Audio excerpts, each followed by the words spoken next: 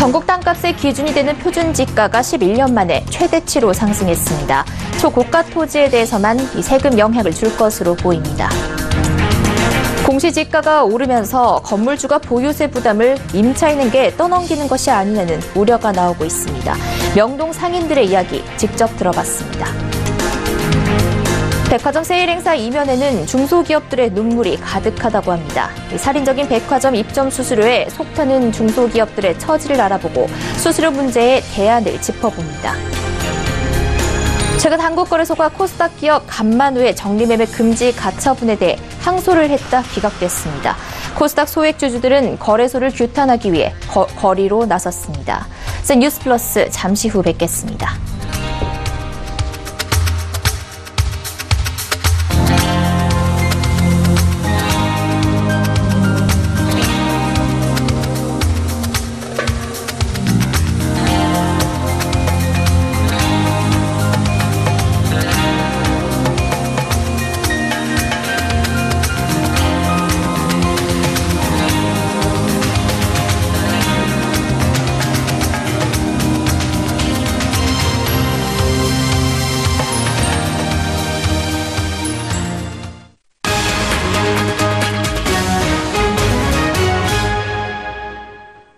시청자 여러분 안녕하십니까? 뉴스플러스 야간나입니다. 오늘 정부가 전국 표준지 50만 필지의 땅값을 공개했습니다. 이는 전국에 있는 3,309만 필지의 땅값을 매기는 기준이 됩니다. 전년보다 9.42% 올랐는데요. 2008년 이후 11년 만에 최대치입니다. 땅값이 오르면서 세금 오를까 봐 걱정하는 분들 많으실 텐데요. 상가 하나 가지고 있는 영세상인분들은 걱정할 필요가 없습니다. 공시지가가 80억 원을 초과해야 종합부동산세를 내기 때문입니다. 자세한 내용 정창신 기자가 전합니다. 올해 전국 표준지 땅값이 전년보다 9.42% 올랐습니다. 작년 상승률과 비교하면 3.4%포인트 오른 겁니다. 시도별로 보면 서울과 광주, 부산, 제주 등 4곳이 전국 평균보다 높게 올랐습니다. 반면 지역산업이 침체한 전북 군산, 울산 동구 등 2곳은 작년보다 땅값이 떨어졌습니다. 전반적으로 땅값이 오르자 영세상인들을 중심으로 세금을 더 내야 하는 것 아니냐는 우려가 커지고 있습니다. 일부에선 공시지가 상승으로 세금 폭탄을 우려하는 목소리도 나오고 있습니다. 하지만 상가나 사무실이 세워져 있는 토지의 종합부동산세 공제가격은 80억 원입니다. 80억 원이 넘어야 종합부동산세가 매겨진다는 얘기입니다. 20평 남짓한 상가를 가진 영세상인들은 해당 사항이 없다는 뜻입니다. 과세 대상이 80억 초과이기 때문에 일반적으로 영세상인분들이 가지고 있는 점포들은 대개 보면 10평에서 20평 내외가 많습니다. 이번에 이제 세금 관련해 가지고는 큰 영향은 없을 거로 이렇게 보입니다. 실제로 국토교통부는 1제곱미터당 2천만 원 이상인 고가 토지는 전체의 0.4%가량으로 추정하고 있습니다. 국세청 국세통계에서 상가나 사무실 등 종합부동산세를 낸 현황을 확인해보니 8,607명으로 나타났습니다. 과세 기준이 되는 80억 원 넘는 토지를 가진 사람들입니다. 물론 한 명이 여러 필지를 소유할 수 있지만 3,300여만 필지 중 대부분이 종부세를 부담할 만큼 공시지가가 높지 않다는 뜻입니다. 실제로 경기도에서 3층짜리 상가 건물의 매매 가격은 10억 원, 공시가격은 6억 원입니다. 지난해 재산세 106만 원을 낸 이 건물주는 올해 경기도 공시지가가 5.91% 오르면서 재산세는 113만 원으로 7만 원 더 내는데 그치게 됩니다. 서울경제TV 정창신입니다. 표준지 공시지가 상승률이 공개되면서 상가를 빌려 장사를 하는 상인들은 이 보유세 부담을 전가받을까 걱정이 커지고 있습니다. 명동의 한 화장품 매장 부지는 공시지가가 2배 오르기도 했습니다. 하지만 경기가 좀처럼 살아나지 않고 있고 빈점포가 증가하는 등 건물주들이 무턱대고 세금 부담을 임차인에게 떠넘기기는 쉽지 않을 것입니다. 유민우 기자가 이어서 취재했습니다. 서울의 대표 쇼핑거리인 명동 일대. 명동을 포함한 서울 중구는 표준지 공시지가가 22% 가까이 올랐습니다. 강남구에 이어 전국에서 2번째로 높은 상승률입니다. 뒤로 보이는 네이처 리퍼블릭 매장 부지는 제곱미터당 1억 8천여만 원으로 평가됐습니다. 전국 표준지 중 가장 비쌌고 작년보다 2배 이상 상승했습니다. 공시지가가 뛰면서 보유세 부담을 건물주가 임차인에게 전가할 수 있다는 우려도 나옵니다. 임대료를 올려 세 부담을 덜겠다는 겁니다. 다만 상가 공실이 증가하는 등 경기가 좋지 않은 상황에서 임대료를 무작정 올리긴 어려워 보입니다. 명동에선 점포가 빈 채로 방치되는 걸 막기 위해 예술가를 위한 갤러리로 쓰이는 곳도 생겼습니다. 기존 월 임대료가 2천만 원에 달했지만 10분의 1 수준으로 1년 동안 단기 임대한 겁니다. 여러 가지 경제 상황으로 인한 작용들로 인해서 그것이 그대로 이렇게 반영되기는 어려울 수 있겠다. 명동은 최근에 이제 공실도 높고 또 외국인들의 유입객도 많이 이제 지금 저조한 상황이다 보니까 실제 지난해 4분기 명동의 중대형 상가 공실률은 7.7%를 기록했습니다. 전분기보다 1.3%포인트 상승한 수치입니다. 서울 지역 전체 공실률은 7%에 달했습니다. 정부는 상가 임대료 동향과 공실률을 면밀히 살피는 등 공시지가 상승으로 인한 임대료 전가 문제를 방지할 계획입니다. 서울경제TV 유민호입니다. 어제부터 백화점이 입점업체에 대해 각종 횡포를 부린 사례들 중점적으로 보도해드렸습니다. 오늘은 입점업체들에게 백화점 입점 수수료가 어떤 의미인지 납품하는 비용 영수증을 분석해 살펴보고 문제의 그 수수료에 대해서 자세히 알아보려고 합니다. 서울경제TV 취재 결과 나날이 늘어가는 백화점 세일이 사실은 중소기업들의 눈물로 짜여진 할인 행사였다는 점을 확인했습니다.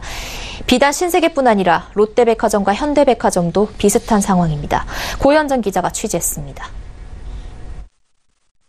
신세계백화점에 입점한 A기업의 비용 영수증 내역입니다. 상품 원가와 개발 물류비, 직원 인건비에 백화점 수수료까지 내고 나니 남는 본사 이익금은 마이너스 5.5. 즉 백화점에 입점하면 적자가 나는 구조입니다.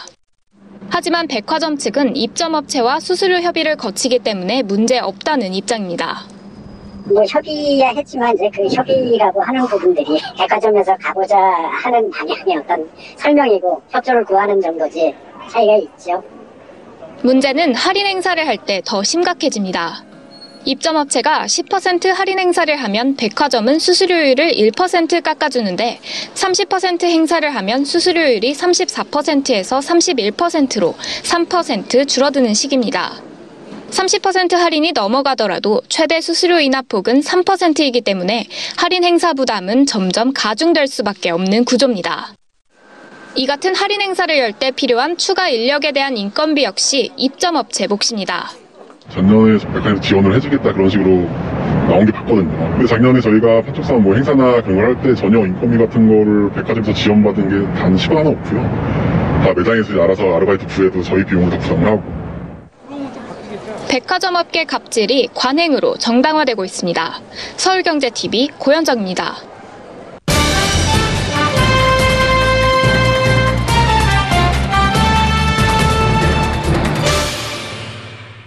앞선 보도에서 백화점 입점 수수료에 대해서 알아봤습니다. 백화점에 입점하는 기업들이 내는 입점 수수료, 판매 수수료라고도 하는데요. 오늘 이슈플러스에서는 이 수수료 제도가 어떻게 생겨난 건지부터 시작해서 앞으로 어떻게 나아가야 할지 방향에 대해서 짚어보겠습니다. 관련 전문 경력 갖고 계신 경영 컨설팅 업체 비즈니스 인사이트 김은호 대표님과 고현정 경제산업부 기자가 스튜디오에 자리했습니다. 안녕하세요. 안녕하세요. 안녕하세요. 자, 먼저 고 기자, 우선 백화점 입점 수수료 제도에 대해서 설명 좀 부탁드릴게요. 네, 쉽게 말하면 백화점에 입점하거나 납품하는 업체가 그 매출의 몇 %까지를 백화점에 지출을 지하게 되는지를 말하는데요. 백화점이라는 플랫폼을 이용하는 이용료라고 보시면 됩니다. 현재는 평균 30% 수준으로 설정이 되어 있고 패션이나 의류 쪽이 다소 높은 편입니다. 백화점 입장에서는 거의 이 수수료로 100% 경영을 꾸려가기 때문에 양측 모두에게 굉장히 중요한 이슈입니다. 네, 김 대표님께서는 백화점에서 오랫동안 근무를 하시기도 하셨고 또 백화점 수수료 관련해서 오랜 기간 연구를 해오신 걸로 아는데요. 이 제도가 일본에서 시작이 됐다고요? 네, 그렇습니다. 1950년 일본 백화점 미쓰코시가 패션업체 옹와드의 요청에 의해서 처음으로 채택한 방식인데요. 당시 신규 패션업체인 옹와드 입장에서는 백화점의 브랜드 파워를 이용하기 위해서 미판매 재고를 반품할 수 있는 위탁 매입 제도를 제안한 것이 그 시작입니다. 국내에서는 1979년도에 롯데백화점 오픈을 계기로 일본 백화점 방식을 국내에 도입하면서 사용되었는데 국내에서는 이른바 특약 매입이라는 용어로 사용되고 있습니다. 네, 여기서 말씀하신 그 위탁 매입 제도에 대해서 쉽게 설명을 해보자면 일단 백화점 측에서 제품을 가져다 놓고 판 다음에 남는 것들에 대해서는 다시 그 납품업체에 반품하는 형태라고 이해하시면 쉽습니다. 네, 이 제도 덕분에 그럼 백화점에 입점한 브랜드들이 혜택을 받게 되는 겁니까? 네, 그렇습니다. 백화점에 입점함으로써 소비자들에게 그 브랜드의 권위를 인정받을 수 있고요. 또 백화점만큼 목이 좋은 곳에 브랜드 독립 매장을 신설하는 것에 비해서 토지비라든가 건축비 그리고 광고비 등을 아낄 수 있기 때문입니다. 또 백화점에서 입점에서 인정을 받으면 전국 지점에 단기간에 점포를 확산할 기회가 생기기도 하죠. 전문가 입장에서 본다면 상품의 소매 가격을 설정할 수 있는 가격 결정권과 또 공급 조절권 그리고 또 매장 관리권을 확보하기 때문에 거래업체에서는 혜택이 매우 크다고 볼 수 있습니다. 또 백화점 입점 브랜드는 대리점과 같은 다른 유통 채널에 자기 상품을 팔 때도 백화점 가격에 팔 수 있기 때문에 상당히 유리하다고 볼 수 있죠. 네. 그렇다면 백화점 입장에서 얻는 이득은 뭐가 있습니까? 백화점은 이른바 백화점이라는 이름이 다양한 상품을 파는 것인데요. 대다수의 입점 수수료 계약이 특약 매입 방식을 택하는 만큼 그 미판매 제도의 부담을 덜 수 있어서 우리나라처럼 그 사계절과 또 2번의 간절기가 있는 기후 특성에서는 매우 유용한 제도라고 할 수 있습니다. 또 요즘처럼 또 상품의 생애 주기가 짧아지고요. 소비자 트렌드가 급격히 바뀌는 상황에서는 백화점이 신규 브랜드를 인큐베이팅할 때 리스크를 줄여주는 것으로 쓰임새가 있습니다. 즉 입점 브랜드가 상품에 주력하는 동안에 백화점은 매장 환경을 좋게 한다거나 홍보, 판촉 등에 집중할 수 있는 효과가 있는 거죠. 네, 대표님 이야기를 들어보니 이 제도는 잘 꾸려져 있는 듯한데 왜 우리나라에서는 수년간 이 문제가 계속 도마 위에 오르는 겁니까? 네, 취재 과정에서 살펴보니 이 수수료 제도 자체의 문제는 아니고 협상 주체 간의 힘의 불균형이 가장 큰 문제였습니다. 이 수수료를 받는 것 자체가 문제가 아니라 그 수준이 너무 높은 게 문제인 것이고 그리고 백화점이 세운 전략이 그 협상력이 약한 입점업체에게 일방적인 통보가 된다는 점이 가장 큰 문제였습니다. 인터뷰 들어보시죠. 동결된 지가 20년이 됐어요. 백화점 수수료는 너무 높은 거죠, 지금. 뭐, 한 38% 정도 이렇게 돼버리니까, 한 3%에서 한 5%로만 수수료를 낮춰주면, 어쨌든 재화 노동자도 살고, 그 원청도 살고, 협력업체도 살지 않을까, 뭐, 이런. 네, 김 대표님께서는 우리나라의 백화점 판매 수수료율 수준이 어떻다고 보십니까?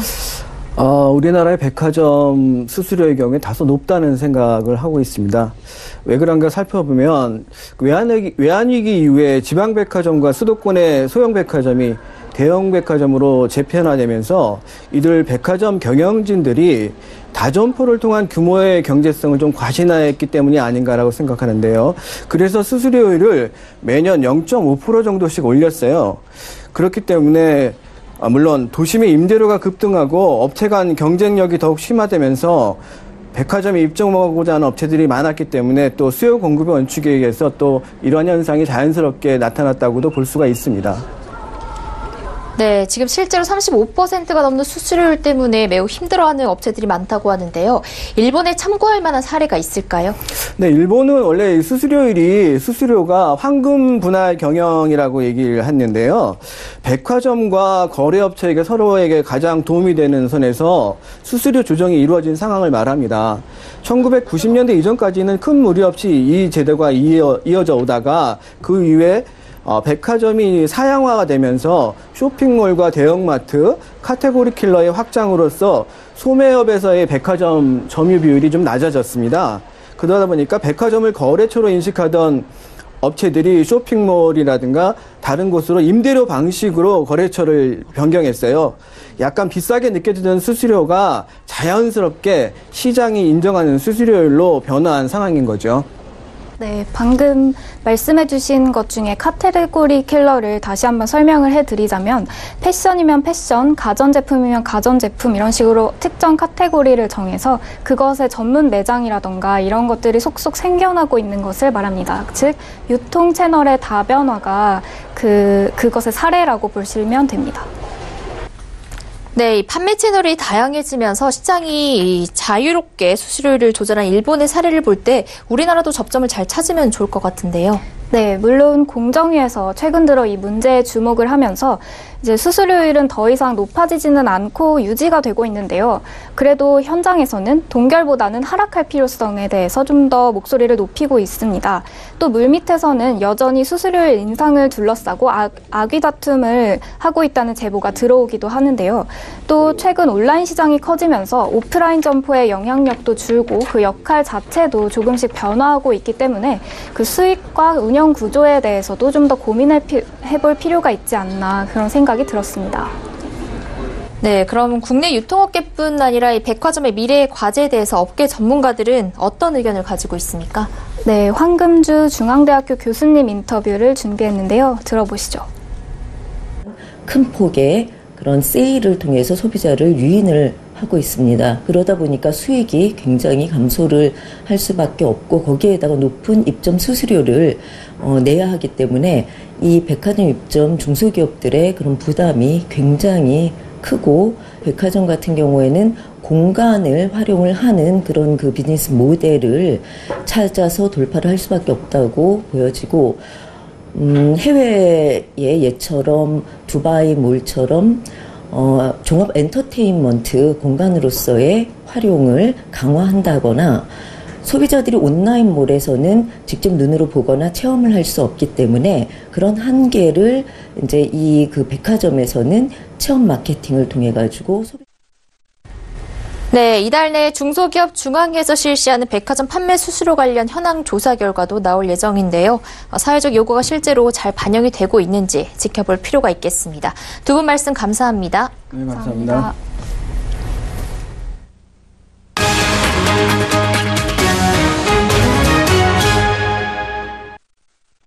지난해 9월 상장 폐지 후 정리 매매까지 갔다가 최근 회계 의견 적정을 받은 코스닥 기업 간만우 사례에 대해서 이달 초 보도드렸었는데요. 최근 한국거래소가 간만우의 정리 매매 금지 가처분에 대해 법원에 항소를 냈다가 기각되면서 답답함을 참고 있던 간만우 소액 주주들이 거리로 나왔습니다. 끝까지 독단적인 태도를 유지하는 거래소를 규탄하는 시위에 나선 것입니다. 김성훈 기자입니다. 코스닥 기업 간만우의 소액 주주들은 오늘 한국거래소 앞에 모여 시위를 벌였습니다. 간만우가 재감사를 통해 지난달 회계 의견 적정을 받았음에도 상장 폐지 결론을 바꾸지 않는 거래소의 태도와 불합리한 규정에 대해 규탄하기 위해서입니다. 저가 거래 재개가 돼야 됨에도 불구하고 계속 이렇게 거래 정지 상태로 가면 그 피해가 이루 말할 수 없이 막심합니다. 그래서 저희들은 이것이 저가 거래가 재개될 때까지 지속적으로 몇 명이 안 되더라도 끝까지 대항할 것입니다. 소액 주주들은 지난해 9월 상장 폐지 전에 간만우가 소명하려는 노력을 충분히 했음에도 불구하고 거래소가 독단적 판단으로 정리 매매를 진행한 점을 문제로 지적하고 있습니다. 간만우가 상장 폐지 전에 회계 의견 적정 가능성에 대한 회계법인의 보고서를 제출하겠다고 했고 법원에 상장 폐지 금지 가처분 신청도 했지만 이를 무시하고 정리 매매를 강행했다는 겁니다. 이후 법원은 간만우의 상장 폐지 효력 정지 가처분 신청을 받아들였지만 거래소는 이마저도 불복해 지난해 11월 법원의 상장 폐지 금지 가처분 신청 인용을 취소해달라는 이의를 제기했습니다. 하지만 최근 법원으로부터 기각 결정을 받으면서 소액 주주들의 공분을 샀습니다. 한국거래소가 간만우의 적정 회계 의견과 가처분 이의 신청 기각 결과를 수용하면 상장 유지가 가능한 상황이지만 거래소가 상폐 결정을 번복할 경우 앞으로 거래소의 판단에 불복하는 사례가 더 많아질 수 있기 때문에 결정이 바뀌기는 어려울 것이라는 의견이 많습니다. 간만우는 현재 상장 유지를 위해서는 소송도 불사하겠다는 입장이며 본안 소송을 준비 중입니다.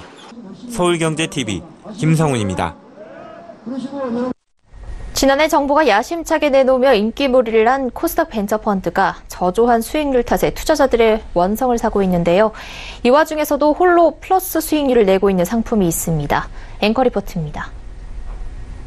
지난해 4월 출시된 코스닥 벤처펀드. 자산 운용사들이 너나 할 것 없이 다양한 상품을 내놨지만 현재까지 대부분의 상품은 마이너스 신세입니다. 코스닥 지수가 꾸준히 하락하면서 펀드 설정일 이후 마이너스 20%까지 고꾸라진 상품도 있습니다. 그 가운데 홀로 1-2%대 플러스 수익률을 내고 있는 상품이 있습니다. 에셋원 자산운용의 에셋원 공모주 코스닥 벤처기업입니다. 대형 자산운용사들을 제치고 중소형 자산운용사의 상품이 홀로 빛을 내고 있는 겁니다. 브레인 자산운용의 브레인 코스닥 벤처 역시 수익률은 마이너스 2%대로 두 자릿수의 마이너스를 기록하고 있는 대형 운용사들의 상품과 대조됩니다.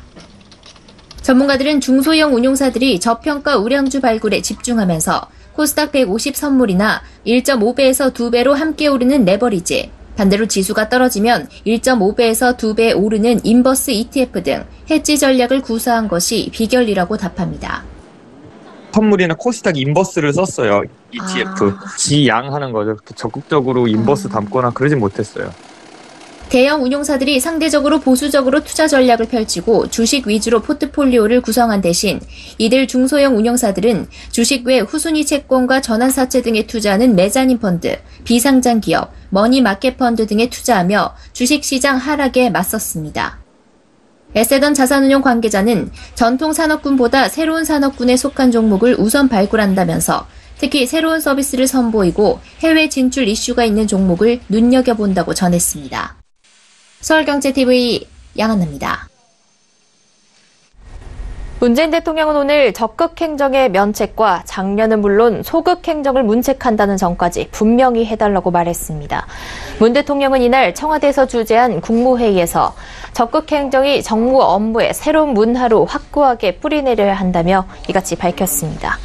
문 대통령의 이번 발언은 신산업 육성을 위해 기존 규제를 일정 기간 면제하는 제도인 규제 샌드박스의 첫 사업을 정부가 전날 승인한 것을 두고 이를 강조하기 위한 것으로 풀이됩니다. 산업통상자원부는 전날 서울 시내 수소 충전소 설치, 질병 예측 유전자 검사 서비스, 버스 디지털 광고, 전기차 충전용 과금형 콘센트 사업 등 신청된 4건의 규제 샌드박스 사업을 승인했습니다. 현대중공업그룹이 대우조선해양 인수 후보자로 확정됐습니다. 대우조선 최대 주주인 산업은행은 삼성중공업의 대우조선 인수 의사를 타진했으나 삼성중공업이 전날 불참 의사를 통보했다고 밝혔습니다. 이에 따라 현대중공업이 대우조선 인수 후보자로 확정됐고 사내는 현대중공업과의 본계약 체결을 위한 이사회 등 절차를 밟습니다. 현장 실사 후 본계약이 체결되면 현대중공업 지주 아래 현대중공업과 대우조선 등을 계열사로 두는 중간 지주사 형태의 조선통합법인이 탄생합니다. LG U+의 IPTV인 U+TV에 50대 이상을 겨냥한 미디어 서비스 U+TV 브라보 라이프가 출시됐습니다. 건강부터 취미, 여행까지 50대 이상 고객들이 관심 있는 콘텐츠를 한 곳에 모아 즐길 수 있는 서비스입니다. 특히 U+TV 브라보 라이프는 50대 이상 고객을 겨냥해 자체 제작 영상 158편도 무료로 제공합니다. 서울대병원 교수가 출연해 당뇨병과 고혈압 등 주요 질환에 대해 건강정보를 전달하는 콘텐츠를 비롯해 은퇴 후 창업에 실제로 도움되는 성공 노하우를 담은 콘텐츠 등 50대 이상이 관심 있는 영상들을 담았습니다. 서비스 화면은 전체적으로 눈이 편안한 녹색을 사용해 눈의 피로감을 최소화했습니다. 기존 서비스 대비 30% 커진 글씨와 직관적 아이콘, 이미지를 활용해 쉽게 콘텐츠를 탐색할 수 있습니다. 질문하실 기자분은 센 뉴스 플러스 여기까지입니다. 시청해주신 여러분 고맙습니다.